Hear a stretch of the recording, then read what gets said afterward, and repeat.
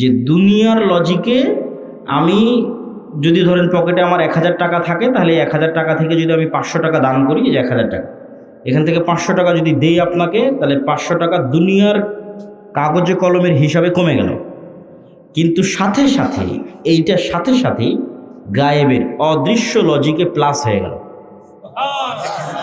এটা সূত্র, এটা গায়েবের সূত্র। এই প্লাসের প্রভাব 5 বছর পর দেখা যাবে, 10 বছর পর দেখা যাবে। ঠিক আমি একজনকে 1000 টাকা কর্জ দিলাম, তার সাথে 1100 টাকা সুদ হিসেবে নিলাম। দুনিয়ার হিসেবে 100 টাকা অতিরিক্ত দেখাচ্ছে, কিন্তু গায়েবের লজিকে ওখানে 100 টাকা কমে গেছে। কিন্তু ওই 100 টাকা যে কমে গেছে, এটার প্রভাব 5 বছর 10 বছর পর দেখা যাবে। এগুলো গায়েবের সূত্র। এই গায়েবের সূত্রগুলোর উপর, গায়েবের অস্তিত্ব এবং বাস্তবতার উপর মুসলমানদের ঈমান নাই। যেমন ফেরেশতা, ফেরেশতারা কোথায় যায়, কি করে, ঠিক আছে, আপনার বাড়িতে নূর আছে কিনা, আপনার বাড়িতে শয়তান আছে না ফেরেশতা আছে, আপনার কলবে নূর আছে কিনা, এগুলো সব গায়েব, এগুলো কিন্তু দেখা যায় না, এগুলো গায়েবের জগৎ। কিন্তু এই প্রত্যেকটার বর্ণনা কোরআন এবং হাদিসে আছে। ওইটার উপর আপনার ঈমানের মাত্রা কোন লেভেলে, সেটার উপর নির্ভর করবে আপনি গোলামি থেকে মুক্তি পাবেন কিনা।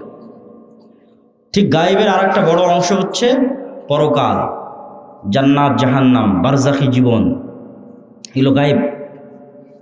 প্রত্যেক জগতের পরবর্তী জগতের কিছু আলামত পূর্বের জগতে থাকে। যেমন আমাদের পরের জগৎটা হচ্ছে বারজাখী জগৎ। তো বারজাখী জগতের কিছু চিহ্ন ওটা গায়েব। ওই গায়েবের জগতের কিছু চিহ্ন এই জগতে আছে। সেটা হচ্ছে ঘুম। প্রতিদিন আমরা একবার করে বারজাখী জগতে চলে যাই, বা বারজাখী জগতের একটা স্বাদ নিয়ে আসি। মৃত্যুর পরবর্তী জীবনটাও এরকম, কিয়ামত হওয়ার আগ পর্যন্ত। এই জন্য ঘুমানোর সময় আমরা কি বলি, যে আল্লাহুম্মা বিইসমিকা আমুতু, হে আল্লাহ আপনার নামে ঘুমাতে যাচ্ছি। জি না, এটার অনুবাদ হচ্ছে হে আল্লাহ আপনার নামে মৃত্যুবরণ করতে যাচ্ছে, মরতে যাচ্ছে। ঠিক পরের দিন সকালে যখন ঘুম থেকে উঠি, তখন কিন্তু এটা বলা নাই যে আল্লাহ আপনার রহমত, আপনার দয়া, ঘুম থেকে উঠলাম। জি না, আহইয়ানা বাদা মা আমাতানা, হে আল্লাহ মরে গেছিলাম, মরা থেকে বেঁচে উঠলাম। কি অনুবাদ দেখেছে, দোয়ার অনুবাদ কি ভয়ঙ্কর, যে হে আল্লাহ মরে গেছিলাম, মরা থেকে সকালবেলা বেঁচে উঠলাম। তাহলে ওই যে মারা গেছিলাম রাতের বেলা, এটাই বারজাখী জগতের হালকা স্বাদ পরের জগতে। মানে আপনার মরার পরে কি হবে, ওই গায়েবের জগতের কিছু আলামত এই জগতে আপনি প্রতিদিন দেখতে পাচ্ছেন। এখন যারা ঘুম চলে গেছে, এদের মধ্যে একদল মানুষের স্থায়ী মৃত্যু হয়ে যাবে ঘুমের মধ্যে। কেন আল্লাহ সুবহানাহু ওয়া তাআলা প্রত্যেক ঘুমন্ত বান্দার রূহকে তার নিকটে টেনে নেন। প্রত্যেক ঘুমন্ত বান্দার, পবিত্র কোরআনের আয়াত। যাদের যাদের বাঁচিয়ে রাখতে চান, তাদের রূহগুলো আবার ফেরত দিয়ে পাঠান যখন তারা ঘুম থেকে ওঠে। তো রূহ মানে হচ্ছে দেখা, শোনা এবং চিন্তা করার শক্তি, এটা রূহ থেকে আসে। এই জন্য আমরা যখন ঘুমাই, তখন আমার দেখার শক্তিও নাই, আমার শোনার শক্তিও নাই, আমার চিন্তা করার শক্তিও নাই। তাহলে এখন আমার রূহ নাই। শরীরের সাথে একটা সম্পর্ক বজায় রেখে বের হয়ে গেছে, হালকা একটা সম্পর্ক বজায় রেখে বের গেছে। ওই সম্পর্কটা যদি আল্লাহ কাট করে দেয়, এটা স্পট ডেড, আর উঠতে পারবে না পরের দিন সকালে। কিন্তু রুহের প্রকৃত কাজ হচ্ছে দেখা, শোনা, চিন্তা করা, এটা রুহের প্রকৃত কাজ। ঘুমের সময় যখন এই কাজগুলো অফ হয়ে যায়, তখন রুহ বের হয়ে যায়। ঠিক এবার বারজাখী জগতে যখন আপনি চলে গেছেন, তখন পরের জগতের কিছু আলামত আপনি কবরের জগতে পাবেন। মানে পরের জগৎটা তো জান্নাত এবং জাহান্নাম, কিয়ামতের পরের যে জান্নাত জাহান্নাম। তোর কবরে থাকা অবস্থাতেই জান্নাতের মৃদু আবহাওয়া আসবে, তাহলে আলামত দেখাচ্ছে যে এর পরের যে জগৎ, সে জগতে তুমি জান্নাতে যাবা, সেটার কিছুটা আলামত নেও। যেমন দুনিয়াতে থাকতে তুমি ঘুমের মাধ্যমে পরের জগতের কিছু আলামত নিতা, এখন তুমি বারজাখী জগতে আছো, এখানে থাকা অবস্থায় এর পরের জগতের কিছু আলামত নেও। যদি জাহান্নামের হয়, শাস্তিযোগ্য বান্দা হয়, তাহলে জাহান্নামের গরম বাতাস আসতে থাকে তার কবরে। সরাসরি কিন্তু ওকে জাহান্নামে দেওয়া হয়নি, সরাসরি জান্নাতে দেওয়া হয়নি, কিন্তু তার পরের জগতে কি হবে, তার কিছু ফিলিংস সে ওখানেই পাচ্ছে। এবং মানুষের আমলের ধরন অনুযায়ী এই রূহগুলো বিভিন্ন পর্যায়ে থাকে, আমলের ধরন অনুযায়ী। যেমন যারা শহীদ, তাদের রূহগুলো পাখি হিসেবে জান্নাতে উঠতে থাকে এবং খাবারও গ্রহণ করতে থাকে। ইউরজাকুন, রিজিক দেওয়া হয়। তাহলে যারা শহীদ হয়ে গেল, এদের রূহ পাখি হিসেবে জান্নাতে উঠতেছে।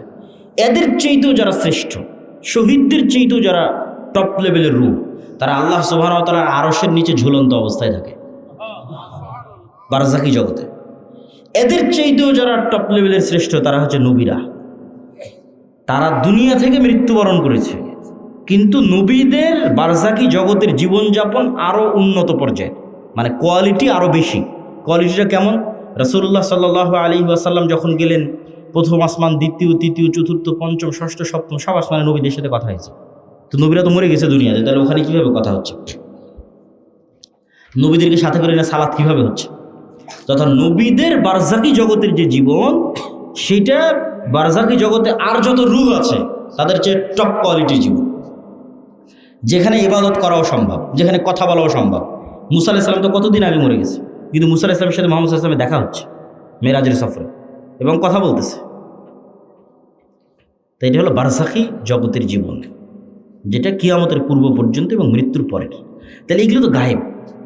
এই গায়েবগুলোর উপর আপনার ঈমান, ইয়াকিন কোন পর্যায়ের, আপনি কোন জায়গা থেকে এগুলোর উপর ঈমান রাখেন?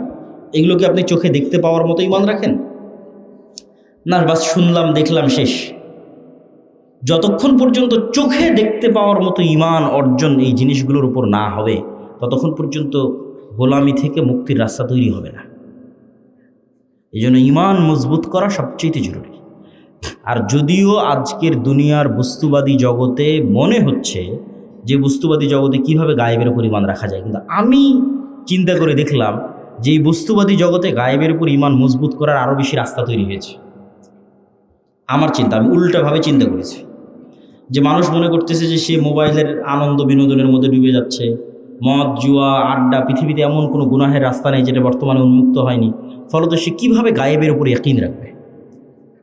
গায়েবের তো কোনো আলামত কোথাও দেখাই যায় না। কিন্তু আমি চিন্তা করে দেখলাম যে না, আমরা আধুনিক যুগে যা যা ব্যবহার করতেছি তা আমাকে গায়েবের প্রতি ইয়াকিন তৈরি করতে আরও বাধ্য করা উচিত। কিভাবে আপনাকে বলি, আজ থেকে 100 বছর আগে এই সাঘাটার কোনো মানুষকে যদি এখন জীবিত করা হয়, 100 বছর আগে এই প্রোগ্রামে নিয়ে এসে বসানো হয় মুরব্বির জায়গায়, দিয়ে তাকে আমি বলবো যে মুরব্বি, আমি এখন যে কথা বলতেছি আমার এই কথাটা না 1000 কিলোমিটার দূরে আমেরিকাতে এখন বাজতেছে, এখন আমার এই কথা উড়ে গিয়ে আমেরিকাতে এখন বাজতেছে, কয়েক হাজার কিলোমিটার দূরে। মুরব্বি তো বিশ্বাস করতে পারবে না যে বলে এখানে, বলবে এখানে, বাজবে লন্ডনে সাথে সাথে, এই কেমনি সম্ভব? এ তো গায়েব।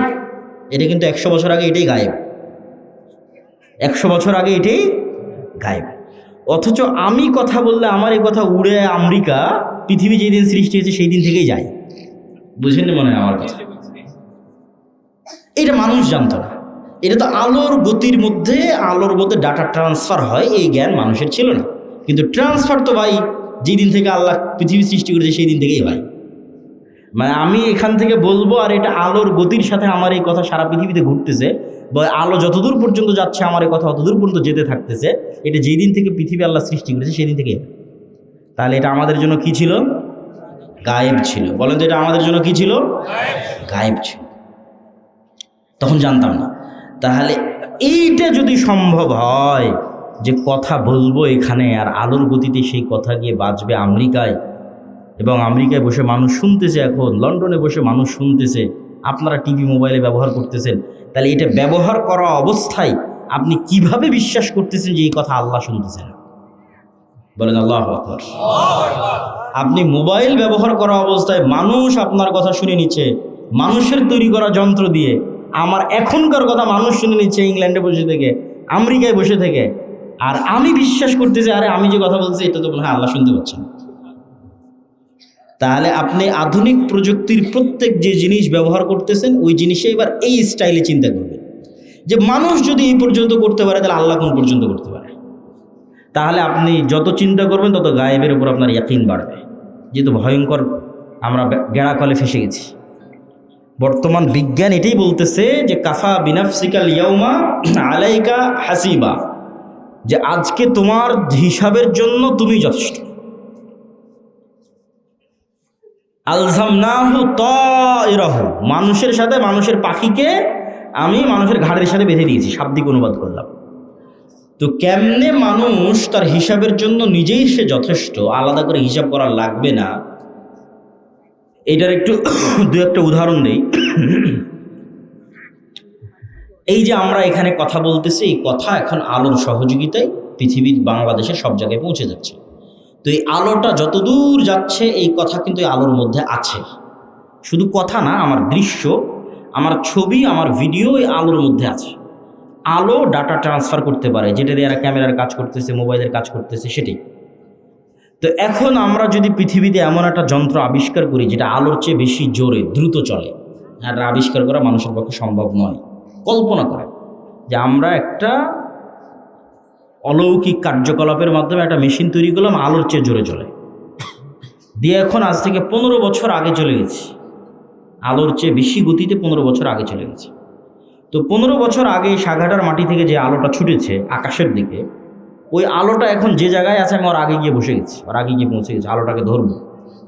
ওই আলোটাকে ধরার সময় যদি ওখানে আমি কোনো একটা মেশিন সেট করতে পারি, তাহলে 15 বছর আগে এই সাঘাটার মাটিতে বসে আমি যা করেছি তা লাইভ দেখতে পাবো। 15 বছর আগে সাঘাটার মাটিতে আমি যা বলেছি তা আমি লাইভ শুনতে পাবো। এগুলো একটাও হারিয়ে যায়নি, সব আলোর মধ্যে আছে। ওই যে বিজ্ঞান ব্যবহার করতেছে, এখন এখান থেকে উড়িয়ে নিয়ে গিয়ে আমেরিকা লন্ডনে বাজাচ্ছে, তোর তো আলোর সহযোগিতা, ওখান থেকে হারায় না। যে ধরতে চাইবে তোমাকেও ধরতে পারবে। যে তুমি রাতের অন্ধকারেও যদি কিছু করে থাকো সেটাও আলোর মধ্যে ভেসে থেকে গেছে, ওটা ধরা যাবে। লাইভ বদরের যুদ্ধ দেখা সম্ভব।